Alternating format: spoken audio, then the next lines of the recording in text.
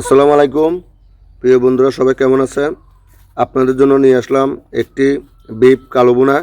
তো এই কালো ভুনা কীভাবে তৈরি করি আমরা বিয়েবাড়িতে, আজকে রেসিপিটি আপনাদের সাথে শেয়ার করব। অবশ্যই সবাই ভালো লাগলে দেখতে থাকবেন।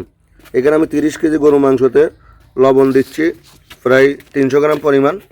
300 গ্রাম লবণ দিতে হবে, তারপরও স্বাদ অনুযায়ী আপনারা অবশ্যই দিতে পারবেন। এবং দিতে হবে 200 গ্রাম পরিমাণ হলুদ গুঁড়া। কালো ভুনা তৈরি করার জন্য 200 গ্রাম হলুদ গুঁড়া দিচ্ছি। তারপর দিয়ে দিচ্ছি 300 গ্রাম পরিমাণ, 250 থেকে 300 গ্রাম পরিমাণ লাল মরিচের গুঁড়া। যেহেতু আমরা এখানে শুকনো মরিচ ব্যবহার করব, লাল মরিচটা বেশি ব্যবহার করব না, সেই জন্য দেওয়া হচ্ছে। এখন দেওয়া হচ্ছে আমাদের মিক্স মশলা। তারপর দিচ্ছি আদা রসুন প্রায় 300 গ্রাম পরিমাণ, 300 গ্রাম আদা, 300 গ্রাম রসুন দেওয়া হচ্ছে। এবং জিরা বাটা দেওয়া হচ্ছে 100 গ্রাম পরিমাণ। এখন দেওয়া হচ্ছে পেস্তা বাদাম বাটা দিচ্ছি 50 গ্রাম। এবং দিচ্ছি কাজু বাদাম বাটা 50 গ্রাম। এভাবে আমরা অল্প মশলা দিয়ে কালো ভুনাটা তৈরি করে থাকি। কালো ভুনাতে বেশি মশলার প্রয়োজন নাই। এখানে দেওয়া হচ্ছে 1.5 কেজি পরিমাণ পেঁয়াজ কুচি, 1.5 কেজি পরিমাণের থেকে বেশি লাগবে না। দেওয়া হচ্ছে 2 কেজি সরিষার তেল। 2 কেজি সরিষার তেল দিয়ে আমরা এটা রান্না করব। পরে আরও কিছু সরিষার তেল দিয়ে আবার বাগার দিব। এটা শুধু অনলি সরিষার তেলের রান্না হবে কালো ভুনাটা। এখানে কোনো ঘি সয়াবিন তেল ব্যবহার হবে না।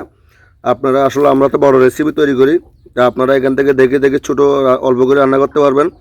এখন দেওয়া হচ্ছে পরিমাণ মতো কিছু গরম মশলা, এলাচি, দারচিনি, তেজপাতা এবং কাবাব চিনি ধুয়ে একসাথে আমরা দিয়ে দিচ্ছি মিক্স করে।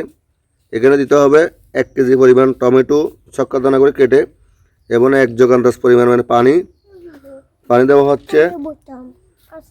এবং পানি দিয়ে আমরা চুলাতে বসিয়ে দিয়েছি রান্না করার জন্য। এভাবে প্রায় আমরা 1 ঘন্টার উপরে মাংসগুলো সিদ্ধ করব। মাংসগুলো জলগুলা টানে যাওয়ার পরে আমরা এটা বাগার দিব আবার। এইভাবে প্রায় আমাদের 1 ঘন্টা মাংসগুলো রান্না করতে হবে। যতক্ষণ পেঁয়াজ মশলাগুলা কষানো না হয় ততক্ষণ আপনারা অবশ্যই নাড়াচাড়া করতে থাকবেন। ঝোলটা একদম শুকাই ফেলবেন। ঝোলটা শুকানোর পরে আমরা এটা বাগার দিব।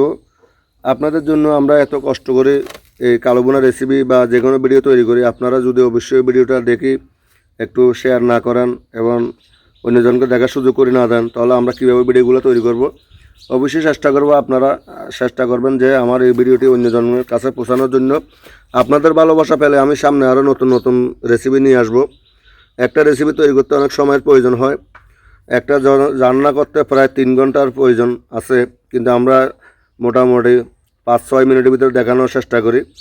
এই দেখুন মাংসগুলো প্রায় সিদ্ধ হয়ে যাচ্ছে। আমাদের মাংসগুলো সিদ্ধ হয়ে যাওয়ার পর আমরা নিচে নামা রাখছি। নিচে নামা রাখার পর এখন দিব বাগার দিচ্ছি সরিষার তেল দিয়ে।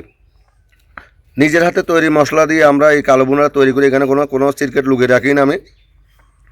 এবং আমার সরিষার তেলটা গরম হয়ে যাওয়ার পর আমি এখানে প্রায় 1 কেজি পরিমাণ বেরেস্তা পেঁয়াজ দিয়েছি। 1 কেজি বেরেস্তা পেঁয়াজ দিয়ে আমাদের তেলটা ভালো মতো গরম হচ্ছে। তারপরে আমরা এখানে দিব সয়া সস এবং ওয়েস্টার সস, যেটা কালো ভুনা অরিজিনালভাবে এখন কালো হয়ে যাবে। কালো ভুনা রান্না করতে বেশি সময় প্রয়োজন লাগে না। অনেকজনে এই কালো জিরা দেন, ওই জিরা দেন, সেই জিরা দেন, কেমিক্যাল দেন। আসলে আমাদের এগুলো অরিজিনাল বিহেভিয়ারের, সেই জন্য আমরা অরিজিনাল মশলা দিয়ে করা হয় কালো ভুনাটা। এখন দেওয়া হচ্ছে টমেটো সস এবং দেওয়া হচ্ছে চিলি সস। এই সসগুলো দিয়ে দিলে আমাদের কালো ভুনাটা কালো হয়ে যাবে। দেখুন আমাদের প্রায় এখন তেলটা গরম হয়ে গেছে। আমাদের বিভিন্ন সসগুলো দেওয়া হয়ে গেছে। যে মাংসগুলো আমরা রান্না কষায় এনে রাখে দেওয়া হয়েছে, এই কষানো মাংসগুলো এখন আমাদের এই বাগার চলতেছে। আপনারা অবশ্যই এরকম বাগার দিয়ে নেবেন। কালো ভুনাটা একদম শর্টকাটে কালো হয়ে যাবে। এখন কিন্তু মাংসগুলো লাল লাল আছে, দেখবেন আমাদের 10 মিনিটের ভিতরে কালো হয়ে যাবে। এখন দেওয়া হচ্ছে আমাদের যে জায়ফল জয়িত্রী মিক্সার মশলা আছে, ওই মিক্সার মশলাটা আমরা দিয়ে দিচ্ছি। দেখুন প্রায় আমাদের মাংসগুলা আলহামদুলিল্লাহ কালো হয়ে যাচ্ছে। কালো ভুনা করতে আসলে বেশি সময় লাগে না। এখন দেওয়া হচ্ছে মেইন কালো ভুনার যে কালারটা আসবে, আমাদের শুকনা মরিচ। আমরা শুকনা মরিচটা তেলে ফ্রাই করে নিয়ে এমন একটু মশমশা করে এটা আমরা পাউডার করে রাখছি। পাউডার করে রাখার পরে আমরা এটা কী করছি, গুঁড়ি ফেলছি। গুঁড়ি এখন এই আমাদের কালো ভুনা হয়ে গেছে। এখন কালো ভুনাটা আমরা নামাই ফেলছি।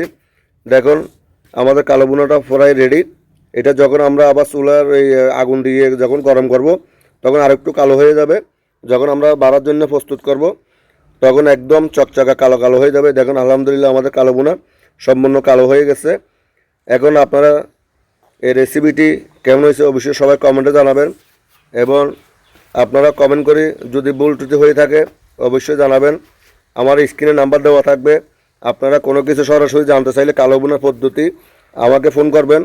ডাইরেক্ট সরাসরি ফোন করলে আমি ইনশাল্লাহ আপনাদের সাড়া দিব। তো আমার যদি এই ভিডিওটি ভালো লাগে সবাই টাইম শেয়ার করে রাখবেন এবং ফলো দিয়ে পাশে থাকবেন। সবাইকে দেখার সুযোগ করে